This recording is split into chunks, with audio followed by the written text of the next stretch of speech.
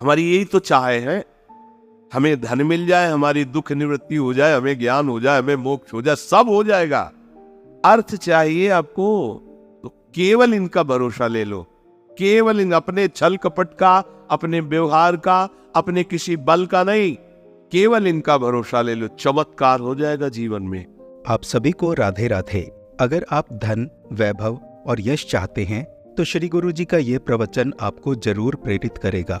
श्री गुरु जी ने बताया है कि अगर हम प्रभु के आश्रित होकर अपने सभी कार्य करते हैं तो किस तरह प्रभु हमें धन, वैभव और यश प्रदान करते हैं, और इस तरह प्राप्त हुआ धन हमारे लिए किस तरह शुभ फलदायी होता है और जीवन में खुशियां भरता है। जानिए इस सुंदर सत्संग में। राधे राधे। अपने इष्ट देव के अनन्य होकर के यदि आप अर्थ चाहोगे, बहुत जल्दी आपका परिवर्तन होना शुरू हो जाएगा। पर आचरण आपके पवित्र होने चाहिए, ये भी ध्यान रखना। आचरण की अगर पवित्रता नहीं तो फिर शिकायत मत करना।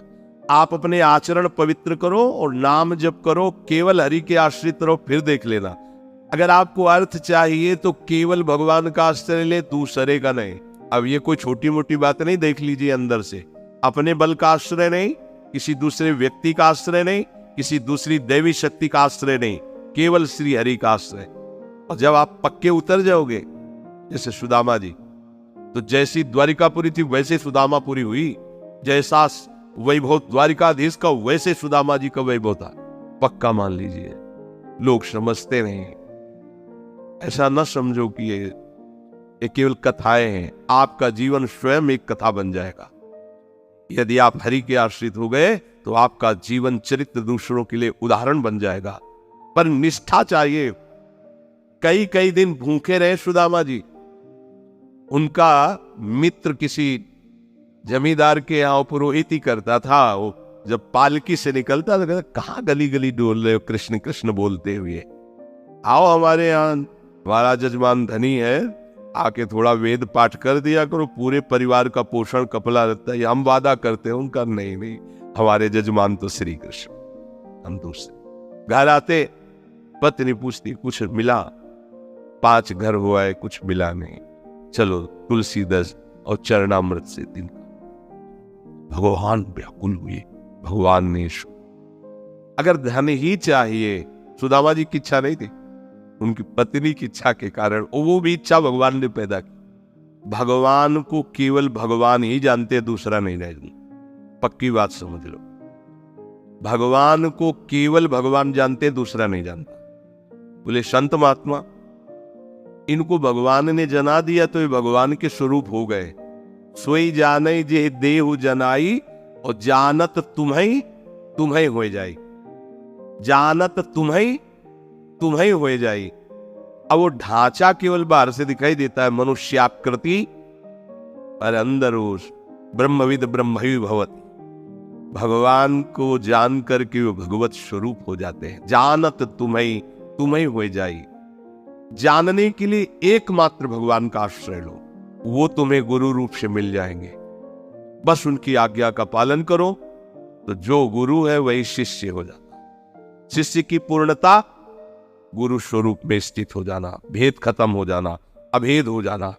जो गुरु है वही शिष्य का हृदय हो जाता है। ढांचा 2 दिखाई देंगे, अब गुरु शिष्य में किंचन मात्र भेद नहीं रहा, अभेद स्थिति को प्राप्त हो गया। यही गुरु के वचन पालन करने का फल है। जानत तुम्हें तुम्हें हो जाई, वो इष्ट स्वरूप हो जाता है, वो गुरु स्वरूप हो जाता है।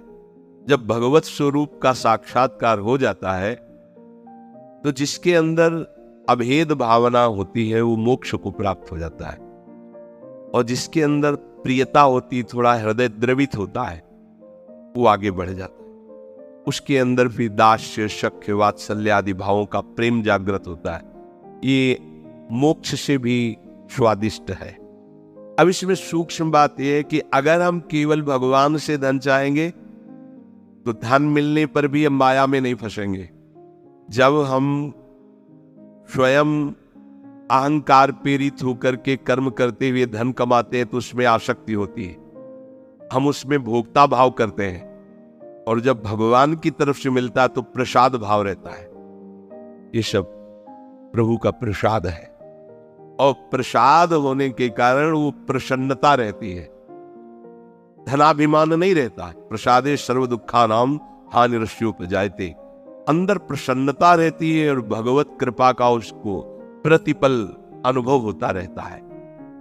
इसलिए वो धन के राग में न फंसकर प्रभु की तरफ ही खिंचता चला जाता है। कितने कृपालु प्रभु, कितने कृपालु प्रभु। और धनाभिमानी, देहाभिमानी, मैंने ये किया तो इतना लाभ हुआ, मैं इसको ऐसे भोगूंगा, अब ऐसा करूंगा तो इतना और लाभ होगा, वो खिंचता चला जाता है अहंकार की तरफ, ये खिंचता चला जाता है प्रभु की तरफ। अगर प्रभु से हमें धन मिला, प्रभु से कामना की, तो वो कामना संसार में फंसाएगी नहीं, वो मोक्ष प्रदान करने वाली होगी। ये परम लाभ की बात है कि लोकवत भी हमारा मंगल हुआ और परलोक के लिए हमें कोई अलग से साधना नहीं करनी पड़ी। जब हम संकट निवृत्ति भगवान से चाहेंगे तब लगेगा अच्छा कोई दूसरा मेरा सहयोगी नहीं हुआ, भगवान ने ऐसी कृपा। तो अपनी अनुभूतियां जो होती है और प्रभु की तरफ हमें प्रेरित करती है। संकट निवृत्ति के बाद वो प्रभु को भूल नहीं जाएगा, वो प्रभु में आसक्त हो जाएगा। ये आंतरिक बात है, सूक्ष्म बात है। आर्त कोई भी वक्त जो हुआ हो और उसकी संकट निवृत्ति भगवान ने की हो और वो भगवान को भूल करके संसार में ही रमण कर रहा हो, ऐसा नहीं हुआ। भूलने की वो चेष्टा भी करेगा तो भगवान उसे भूलने नहीं देंगे, क्योंकि उसने आर्त भाव से ही सही पर प्रभु का आश्रय लिया है। और प्रभु का आश्रित कभी माया में फंस नहीं सकता है, पक्का है, चाहे किसी भी भावना से आश्रय लिया हो। इसीलिए हमें अगर सांसारिक सुख भी चाहिए तो केवल हरि का आश्रय लें, सांसारिक दुख की निवृत्ति चाहिए तो केवल हरि का आश्रय लें, और हरि को जानना है और पाना है तो केवल हरि का आश्रय लें। वो सब साधन दे देंगे, वो सब हमको मार्ग दे देंगे, जिससे हमें उनका बोध हो जाएगा या प्रेम हो जाएगा। हम हरि को छोड़कर अन्य आश्रय न लें, हम हरि को छोड़कर किसी अन्य का भरोसा न करें, तो इस प्रपंच की चाह रखते हुए भी हम भगवान को प्राप्त कर लेंगे। बहुत सरल भगवान ने बता दिया। अब भी समझ में ना आवे तो आप जाओ। हमारी यही तो चाह है, हमें धन मिल जाए, हमारी दुख निवृत्ति हो जाए, हमें ज्ञान हो जाए, हमें मोक्ष हो जाए, सब हो जाएगा। अर्थ चाहिए आपको तो केवल इनका भरोसा ले लो, केवल इन अपने छल कपट का, अपने व्यवहार का, अपने किसी बल का नहीं, केवल इनका भरोसा ले लो। चमत्कार हो जाएगा जीवन में, आपको पता नहीं चलेगा कैसे हुआ। केवल भगवान का आश्रय ले लो और नाम जप करो, पर गंदे आचरण मत करो। आहार विहार संयम से करो, शास्त्र संयम से। अब करो गंदा आचरण। जो गंदे आचरण वाले थे जब प्रभु की शरण में आए तो उलट गए, फिर दोबारा नहीं देखा उधर, तो क्या हुआ, वो महात्मा बन गए। अब अपने भगवान की शरण में आए, अगर गंदे आचरण करते रहेंगे तो अनुभव नहीं होगा, और ये होगा कि पता नहीं भगवान आपके ऊपर प्रसन्न होंगे इसलिए ऐसा हो गया, हमारा तो नहीं हुआ। आचरणों को भगवान का बल आपको सहयोग देगा, आपको बचाएगा।